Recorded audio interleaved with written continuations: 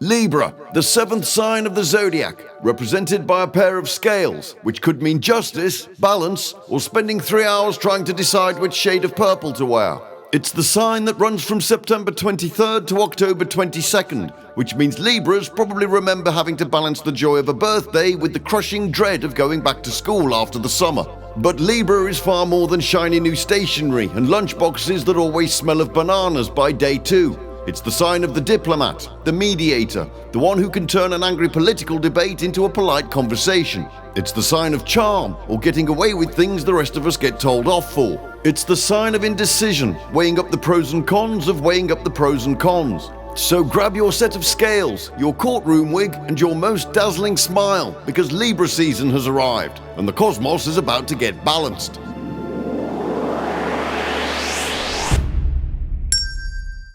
On today's astrological adventure, we're weighing in on Libra. This is the only zodiac sign that's represented as an inanimate object, rather than a mystic animal or some kind of human. Ruled by Venus, this one's a cardinal air sign with a yang polarity. It's the first of the autumn signs, the moment in the zodiac where the light and dark are evenly balanced at the equinox. So as usual, we're going to take a stroll through history, where the Romans gave us the goddess Justitia, so that's your blindfolds, scales, swords and all that business. We'll check out the mythology, and we'll find out why it was once thought of as Scorpio's claws. We're going to rummage through their personality, the good and the bad, and test how Libras fare in love, health and money. And in Korrespondence Korner, we'll check out Libra's tarot cards, brew up some herbal mischief, and peek at the matching gemstones, including some lovely bracelets from our friends at otterspirit.com, with a 20% discount if you use the code KIPPY20. I see you're using divine justice as a sales pitch. Guilty as charged, but someone's got to keep the scales tipped in favour of paying the rent. I'll represent you in court. No, I'm alright, thanks. Anyway, we've moved on from virgin goddesses and sacks of wheat. Libra is about scales, balance, proportion, judgment, style. Equal parts courtroom and catwalk. It's law and order with matching accessories. Objection! That metaphor is guilty of mixed messaging. Sustained, but it works, because Libra lives in that tension. The negotiator, the stylist and the peacekeeper, who also knows how to swing a sword if things really kick off. But before we get going, let's see how our resident foolish person is getting on in the cosmos. The Fool's Odyssey. The Fool has been travelling on the Cosmic Constellation Express and soon finds himself pulling into the Libra platform. Oh wow, this place looks very official. Hello. Let's be having you then. What? Not you again? What have I done this time? Save it for the judge, sonny. Oh great, here we go again. The Fool is quickly taken to a court of law where he stands awaiting his trial. You've been found not guilty of bank robbery. Great, does that mean I get to keep the money? What are you here for? Doing my Christmas shopping too early. Why did you get arrested for that? It was before the shop opened. Presently, the Fool is called to the stand. You are hereby charged with trespassing amongst the stars. Or should it be loitering with cosmic intent? I can't seem to decide. This is an outrage. That policeman just attacked me with sandpaper. I was just trying to rough him up a bit, Your Honour. Order! Order! Big Mac and fries, please. Order in the court, you cretin. Now the evidence weighs heavily in favour of guilt, but equally heavily in favour of innocence. Blast these perfectly balanced scales. Can't we just flip a coin? Oh no, that would be far too decisive. You see, Libra teaches us that life is a weighing of opposites. The trouble is, we sometimes get stuck weighing forever and forget to actually decide. So what's the verdict? In the spirit of fairness, you are hereby declared both guilty and innocent. Your sentence is to go forth into the cosmos and continue your odyssey. Thank goodness. Could you stamp my ticket, please? Yes, of course. Now, should I stamp it with my left hand or my right hand?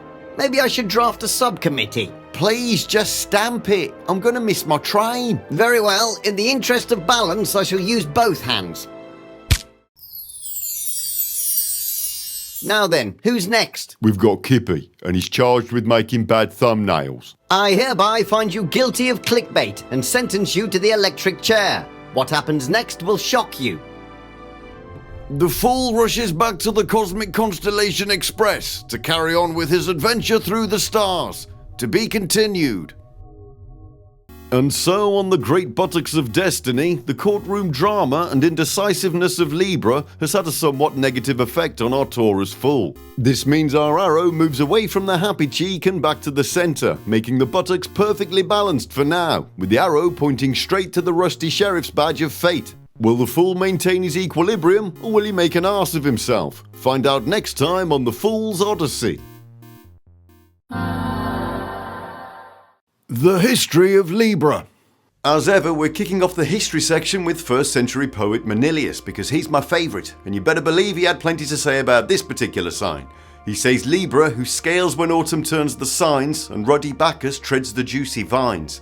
In equal balance poise the night and day, teach how to measure and instruct a way.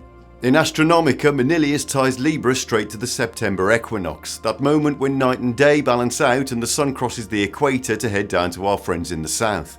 The scales in the sky mirror the scales of time itself, so it's kind of a cosmic equilibrium. This all happens while Bacchus is stomping grapes into wine, but it's not just about getting drunk. Manilius says Libra teaches us how to measure and weigh, so you won't find them getting ripped off at the deli counter. Next up he says, besides he'll know the niceties of law, what guard the good and what the guilty awe, what vengeance wait on crimes, with skill declare his private chamber shall be the bar.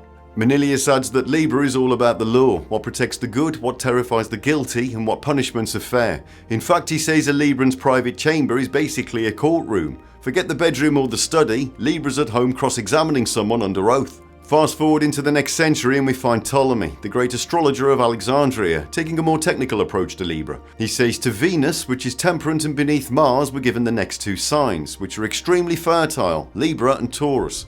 In Tetrabiblos, Ptolemy takes a different tack from Manilius. He tells us that Venus rules Libra and Taurus, calling them extremely fertile signs that preserve harmony. It's a reminder that where Manilius gave us law courts and Roman kings, Ptolemy gives us Venusian diplomacy, fertility, and the art of getting along. He also maps Libra onto far-flung lands. He says the countries around Bactriana, Casperia, and Surica are connected with Libra and Venus, and the natives are endowed with much wealth and many luxuries, and take delight in poetry and songs.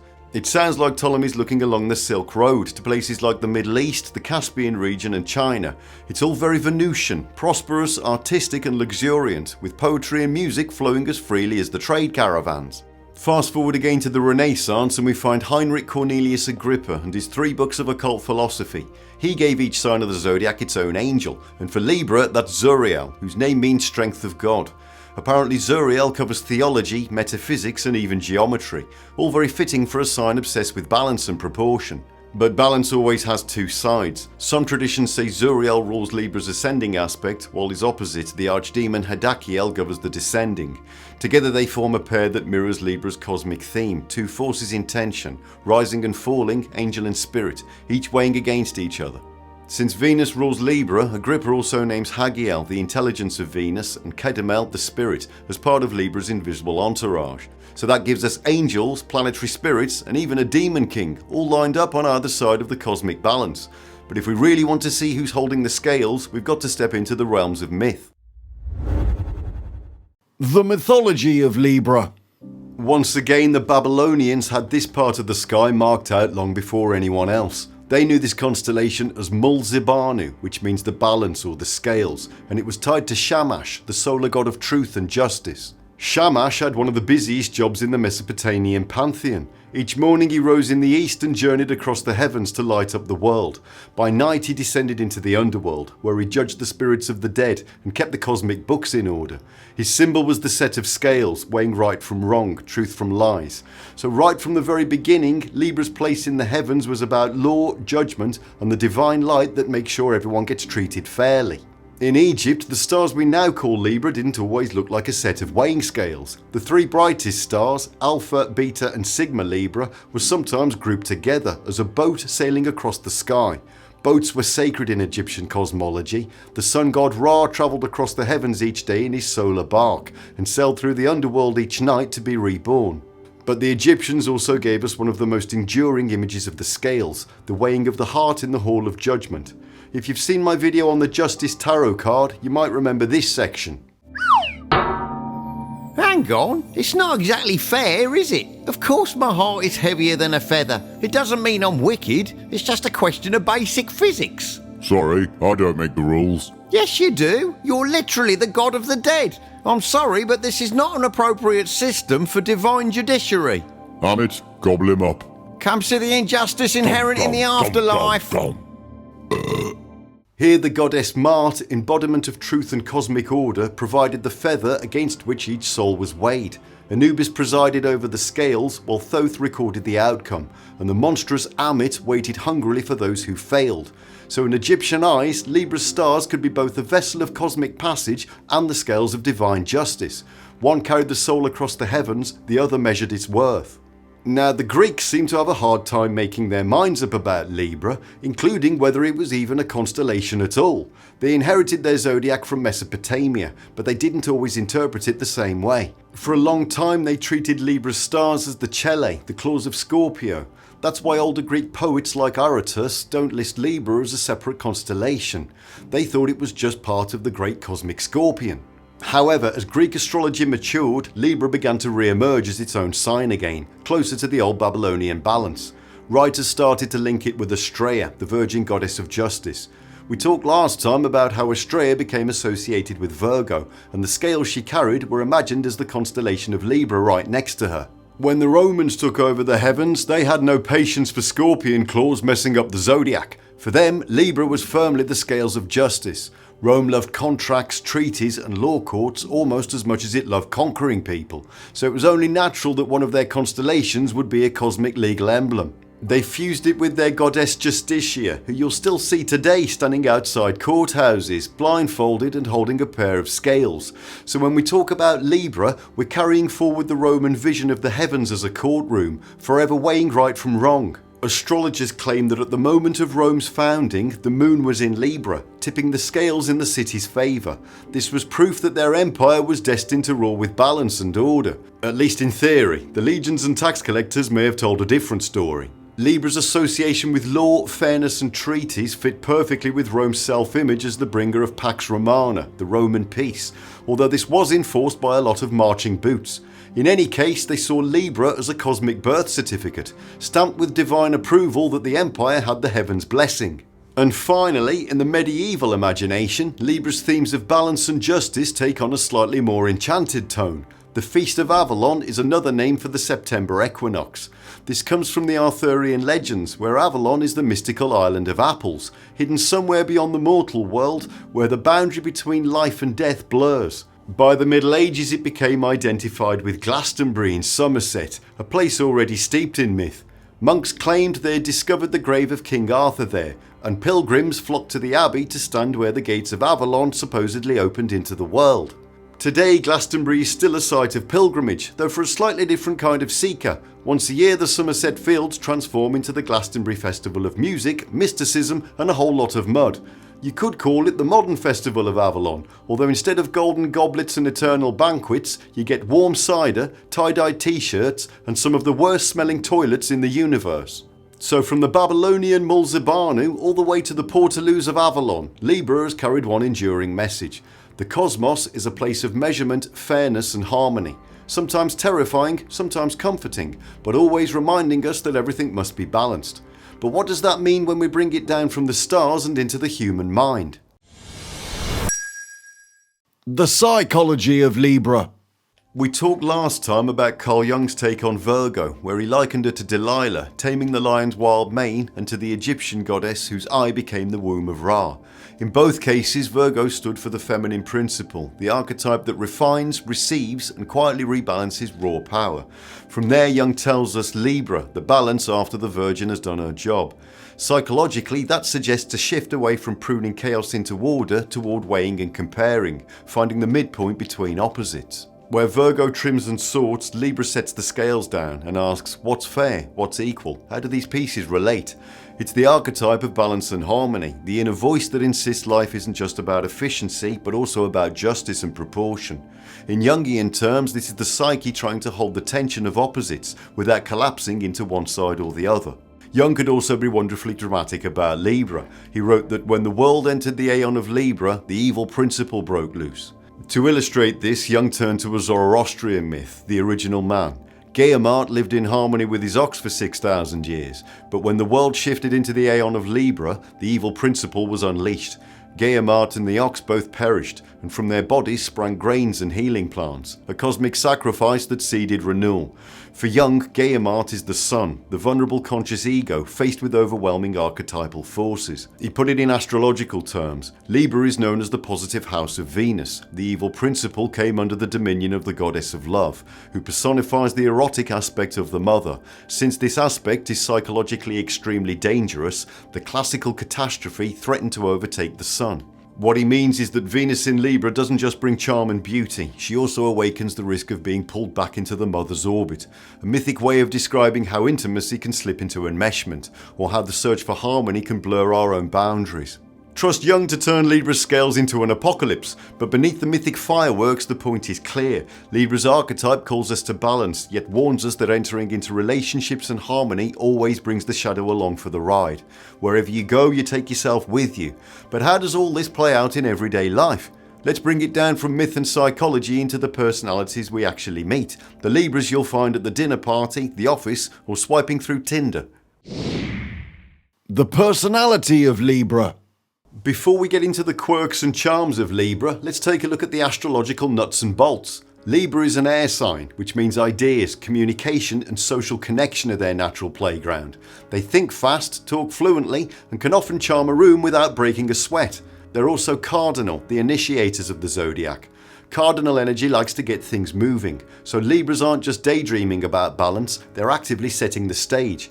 As for polarity, Libra is yang, masculine, positive, or however you prefer to phrase it. That means they tend to be outward focused, expressive and ready to engage with the world rather than retreat into their shell. And finally, their ruling planet is Venus, the cosmic goddess of love, beauty and attraction. Under Venus's rulership, Libras develop a strong sense of aesthetics and a natural gift for partnership. They're drawn to what looks good, feels good and whatever brings people together. So first of all, the good news. If you're a Libra, congratulations! You've won the zodiac lottery when it comes to charm. You have that rare gift of walking into a room and instantly making people feel at ease.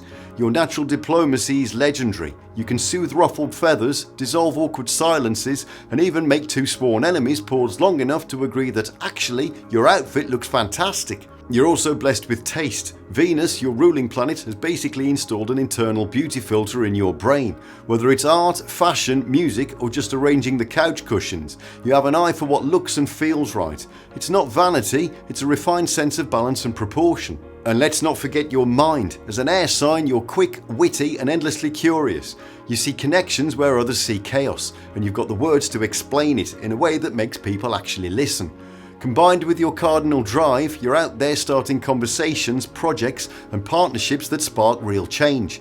In short, you're charming, stylish, fair-minded and intellectually dazzling. You make life smoother, prettier and smarter just by being around. The zodiac would be an unruly mess without you. However, dear Libra, before you start polishing your halo, let's talk about the bits that aren't quite so picture perfect. Your obsession with balance can turn into paralysis by analysis.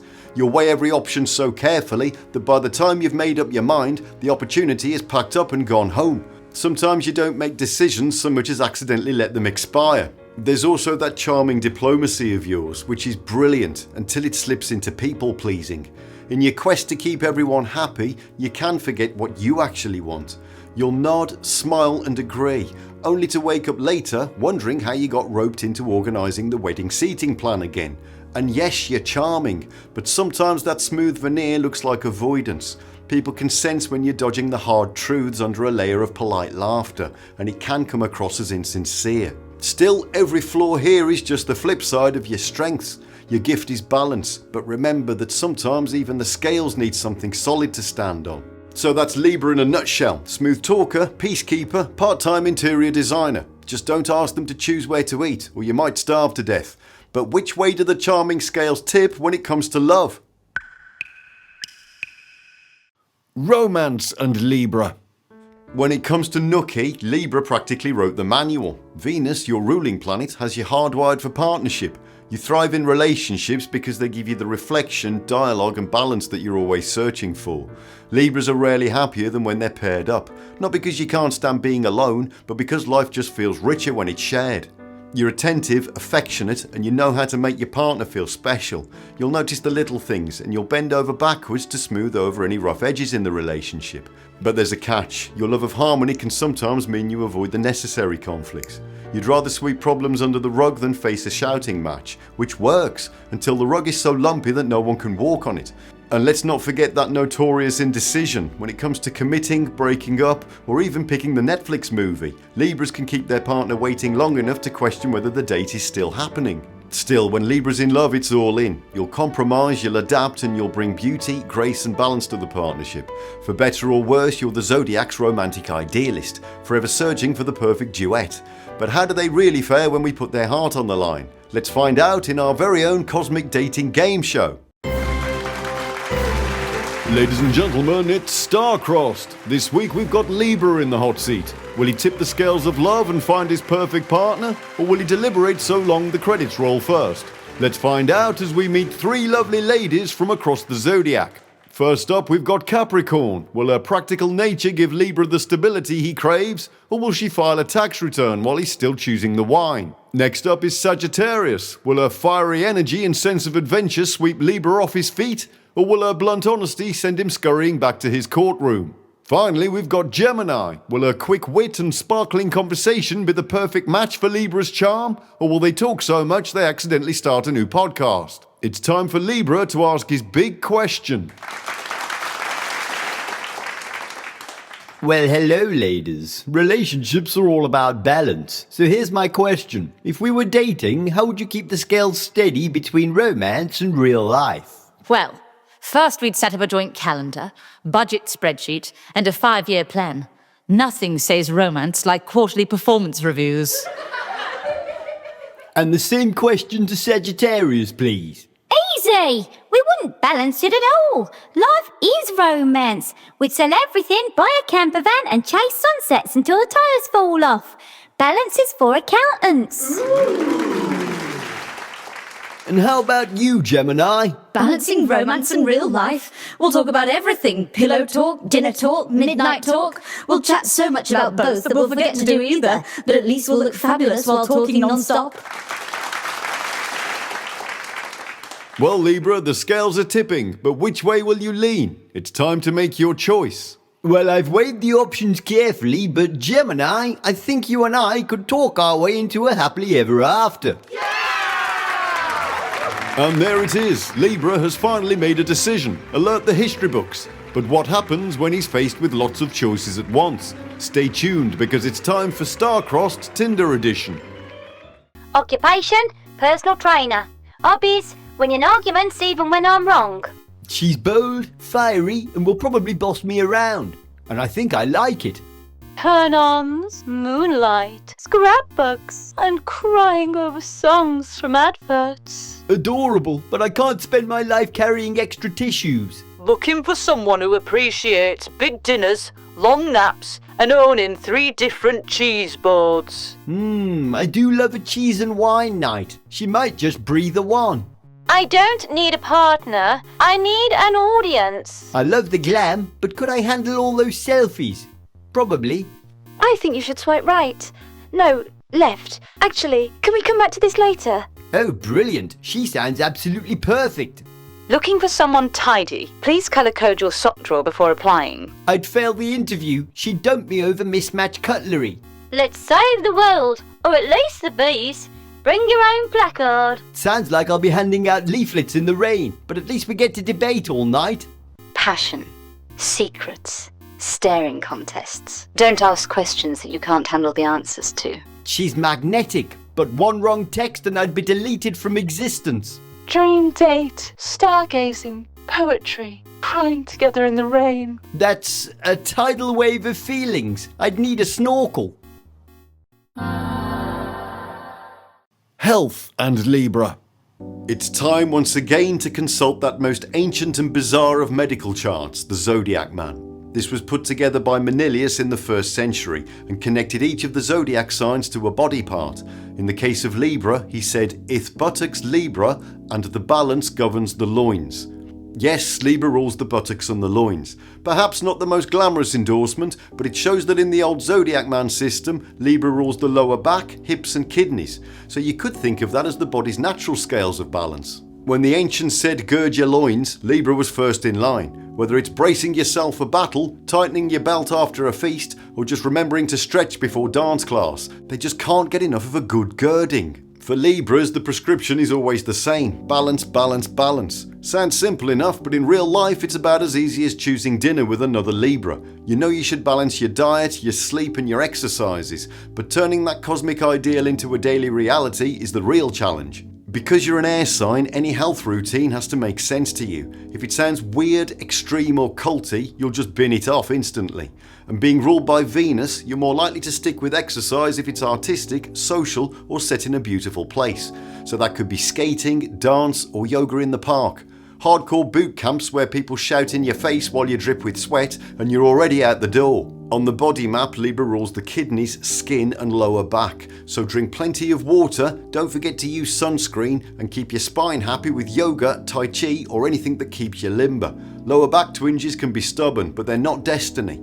And remember, astrology can point to tendencies, not prescriptions. A sun sign chart won't replace an MRI machine, and I definitely can't prescribe antibiotics. So if your loins actually need girding, please for the love of balance see a real doctor. Wealth and Libra. Libra is the sign of balance, so when it comes to money, you're happiest when things feel fair. You don't like lopsided deals or shady shortcuts. You want everyone walking away from the table smiling. Trouble is, that generous streak can make you a bit too quick to loan cash to a flaky friend, or invest in something just because it looks good. Venus, your ruling planet, gives you refined taste. You'd rather have one beautifully tailored jacket than 5 cheap ones. The upside is that you appreciate quality. The downside is that your bank balance sometimes struggles to keep up, so you might want to keep an eye on your spending. Anything to do with the arts is a great pick career-wise. With Venus as your ruling planet, you've got a built-in eye for beauty, proportion and harmony.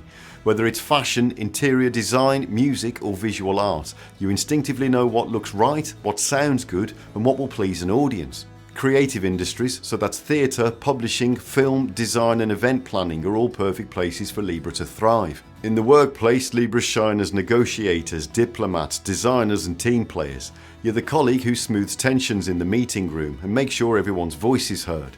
You've got an instinct for partnership, so roles in law, HR and public relations are right up your alley too. At your best, you bring grace, fairness and a dash of charm to your work and your wallet. At your worst, you end up broke but looking fabulous. And just a reminder, this isn't financial advice. The scales may rule your sign, but if you want help with your actual balance sheet, please consult a professional. The constellation of Libra. When it comes to the constellation, Libra isn't exactly a showstopper up there. Unlike Leo with its sickle shape or Scorpio with its fiery red heart, Libra doesn't have any really bright stars to mark it out. Its 2 most prominent ones are, bear with me here, Zubanel Ganubi and Zubanel Shamali. And if I've pronounced that right, it'll be a miracle. Anyway, those names translate to the southern and northern claws of Scorpio. Fortunately, they're also known as Alpha Libra and Beta Libra, so I think we'll stick with those names from now on. In terms of brightness, they're visible to the naked eye, but nowhere near as striking as Spica in Virgo or Antares in Scorpio. In fact, Libra is considered one of the faintest constellations of the zodiac. Astronomically, Libra covers a modest area, about 538 square degrees, ranking it 29th in size among the 88 constellations. Its stars trace a quadrilateral shape, but unless someone points it out, most casual stargazers will just see an unremarkable scattering of dots. When you do finally manage to spot Libra in the sky, the brightest point you'll see is Alpha Libra. At first glance it looks like one modest star, but it's actually a whole little family. Through a small telescope, it splits into 2 components, and astronomers tell us that both of these are spectroscopic binaries. So what you're really looking at is not one star, but at least 4, masquerading as a single light. Now, Libra isn't just a symbol of balance down here on Earth. It once balanced the heavens themselves. For centuries, the sun crossed the celestial equator right in the middle of Libra, and that's why the autumn equinox was once called the first point of Libra. That stopped being the case in about 730 BC, thanks to the Earth's wobbly axis. Because of this, the equinox shifts westward through the zodiac, so these days that balancing point actually sits in Virgo, and eventually it'll drift into Leo. This is what creates the split between sidereal and tropical astrology. Sidereal systems follow the constellations as they shift, while tropical systems fix the zodiac to the seasons. That means Libra season always begins at the autumn equinox, even if the sun is technically in Virgo. I wanted to include the sidereal dates here too, because that was the system used by the Hermetic Order of the Golden Dawn. So if you were born between October 17th and 22nd, you're a Libra in both systems. But if your birthday falls between September 17th and October 16th, sidereal astrology would call you a Virgo instead. Both approaches are valid. One locks the zodiac to the constellations in the sky, the other to the turning of the seasons. It just depends whether you prefer your stars fixed or your seasons steady. Either way, the symbolism of Libra still carries through. And speaking of symbolism, it's time to check out Libra's correspondences. Korrespondence Korner. This is the bit where we open up the cosmic filing cabinet and pull out all the juicy cross-references. As ever, we're kicking off with the tarot, and in the case of Libra, that gives us the 2, 3 and 4 of swords, the Queen of Swords and the Knight of Cups, the Page and the Ace of Cups, and Justice is Libra's major arcana card. So looking at the minor arcana, the 2 of Swords covers September 23rd to October 2nd.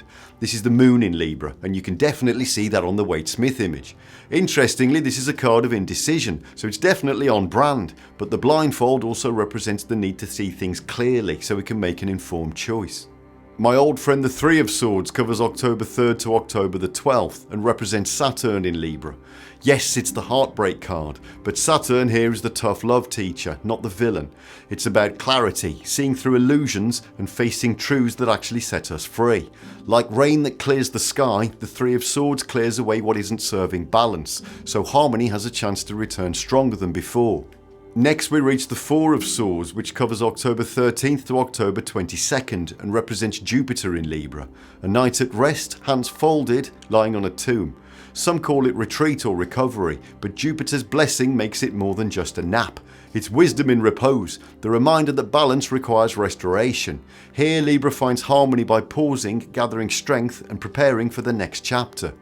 Moving on to the court cards, we've got the Queen of Swords covering September 12th to October the 12th. So that's the last decan of Virgo going into the first 2 decans of Libra. She's the Queen of Clarity who doesn't get fooled easily. Her gift is honesty, even when it stings, because that's how balance is preserved. For late Libra, we get the Knight of Cups, running from October 13th to November 12th. He's the dreamer of the court, riding out with a cup in hand like a messenger of the heart. In Libra, that energy tilts towards romance and idealism, charm, grace and a touch of the poetic. He reminds us that balance isn't just logical, it's emotional too. The Page and the Ace of Cups cover the quadrant of the zodiac wheel that includes Libra, Scorpio and Sagittarius, so all Libras get those. The Ace of Cups is the pure essence of water, the wellspring of love, intuition and emotional renewal. For Libras, it's like a reminder that beneath all the weighing and balancing, there's a deep current of feeling that wants to flow freely. The Ace offers the promise of emotional harmony. The Page of Cups brings that same watery spirit into playfulness and discovery. This is the card of openness, curiosity and the willingness to be surprised by your own heart. It's a reminder to stay open to joy, creativity and those unexpected moments of inspiration. And of course we can't leave out the major arcana. Justice is the card most famously tied to Libra. In the Waite Smith card we can see her sitting between 2 pillars with scales in one hand and a sword in the other. It's the very image of Justitia, minus the blindfold. Rachel Pollack says card 11 indicates that the psychic laws of justice, by which we mean the ability to understand the past, depends on seeing the truth about ourselves and about life. The Tarot Justitia therefore wears no blindfold. In any case, justice is about truth, fairness and consequences. The universal kind, not the personal kind that we tend to tilt in our own favour. It's the reminder that every action has a result, and the lesson is in how we respond.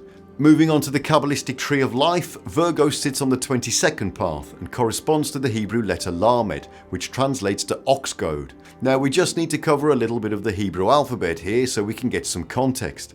Aleph is the first letter and means ox, so the ox goad is thought of as the teacher that guides the ox. And who better to teach us about that than the Rabbi Lamed Ben Clifford? I'm quoting here from the Chicken Kabbalah by Lon Milo Duquette, where he says, "The ox goad is the pointy stick that prods the ox, Aleph, down the straight and narrow furrows of the field. Without the ox goad, the ox would be an undomesticated animal, and Aleph would spin completely out of control. Lamed makes sure that the infinite power of the Holy Spirit of Aleph is channeled into what we perceive as natural patterns. The path of Lamed takes us from Geberah, the sphere of severity, discipline and strength, to Tiferet, the sphere of beauty, balance and the heart of the tree. It's a perfect fit, Libra's scales mediating between force and harmony.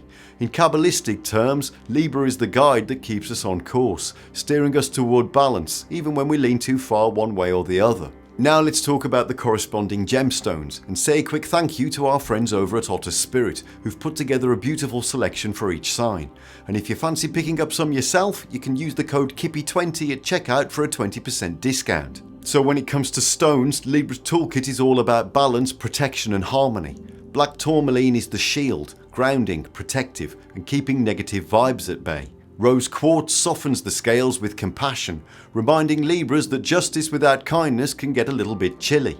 Lapis lazuli, the classic stone of truth, links Libra to wisdom and clear communication. And blue apatite adds a splash of inspiration and focus, helping turn Libra's ideals into real-world action. Together they form a set of stones that protects, soothes, clarifies and energizes. Everything a Libra needs to keep those scales steady.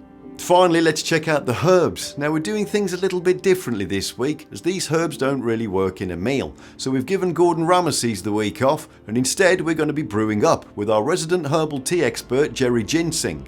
Now I've left a couple of herbs out because they're not edible. Pleurisy root can be dodgy in large doses, and apparently Lady Slipper is a protected orchid, so I think we're best off leaving that one alone. Ah, Libra, welcome to my cosmic tea room. Pull up a beanbag, the kettle's always on. Let's see what the stars have brewed for you today. First up, sarsaparilla. It's rooty, earthy, and gives you that old school root beer vibe. Great for strength, grounding, and keeping your aura from floating off like a helium balloon.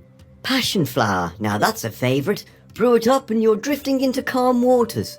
For Libras, it's like balance in a cup, smoothing the edges after a long day of weighing up the universe. Next we've got lotus. Sacred plant of enlightenment, sure, but it's also a nice mellow brew.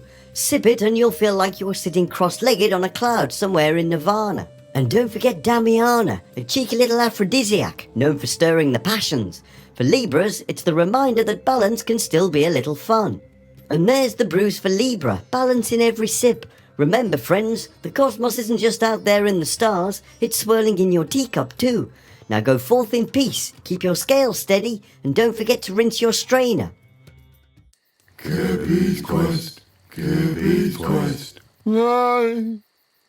So that's Libra in all their elegance, the scales of balance and proportion, airy and cardinal with a forward moving spark, ruled by Venus and carrying the bright energy of Yang, from the Roman goddess Justitia to the Tarot's Justice card, from the equinox's perfect poise to Jung's archetype of harmony in relationships. Libra has always stood for fairness, beauty and the delicate art of keeping life in balance, and looking good while you're doing it.